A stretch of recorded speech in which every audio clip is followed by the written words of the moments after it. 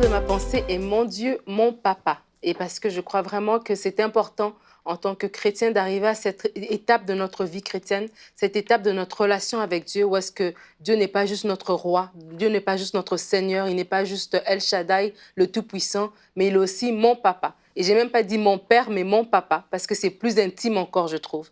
Et vraiment, c'est une déclaration de foi. Mon Dieu, mon papa, comme une déclaration de foi et comme une affirmation.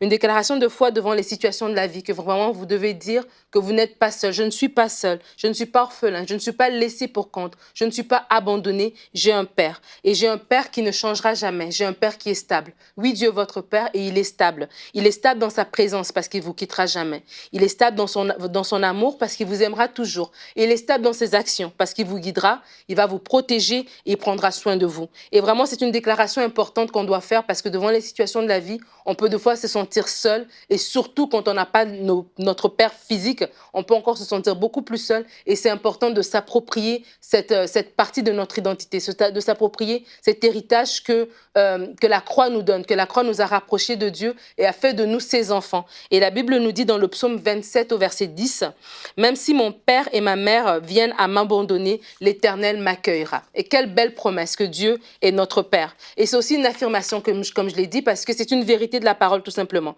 Et peut-être pour certains, c'est une nouvelle, parce que pour eux, ils ont toujours vu Dieu comme un Dieu éloigné, comme un Dieu qui vient leur dire quoi faire, quoi ne pas faire, comme un Dieu qui vient leur juger si jamais ils n'ont pas bien fait, qui va les châtier.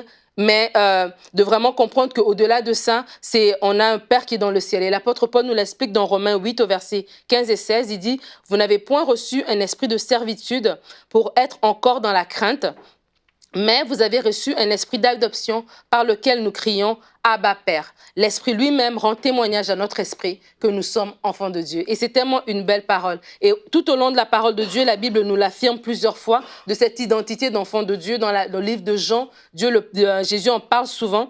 Et aussi dans 1 Jean 3, 1, je voulais vous lire ce verset qui dit « Voyez quel amour le Père nous a témoigné pour que nous soyons appelés enfants de Dieu. » Et nous le sommes. Oui, vous êtes enfants de Dieu. Oui, vous n'êtes pas seul. Oui, vous avez quelqu'un, vous avez un Père céleste. Et quand bien même, aussi parfait ou imparfait votre Père terrestre peut l'être, vous avez en plus un Père qui est céleste. Et vraiment, je vous encourage à ne pas calquer la relation que vous avez avec votre Père terrestre sur votre Père céleste. Votre Père céleste, à lui, il est parfait. En lui, il n'y a ni changement ni ombre de variation. Il est là pour vous. Il prend soin de vous. Il vous protège. Il vous guide. Il veut avoir cette relation privilégiée, cette relation d'intimité avec vous. Et j'aime beaucoup le livre d'Éphésiens. Et il y a ce verset dans Éphésiens 2, 19 qui dit « Ainsi donc, vous n'êtes plus des étrangers, ni des gens du dehors, mais vous êtes des concitoyens des saints, gens de la maison de Dieu. » Et c'est sûr que ce verset parle de l'Église, l'épître de Paul aux Éphésiens parle beaucoup de l'Église, mais je crois que l'Église est dans la maison de Dieu, que nous ne sommes plus étrangers, nous sommes gens de la maison de Dieu, mais de la même manière,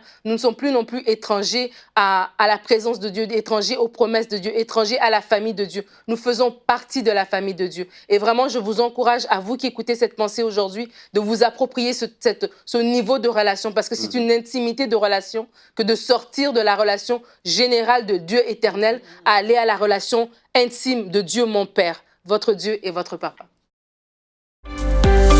Retrouvez la suite de ce programme dans l'émission Bonjour chez vous sur ENCI TV.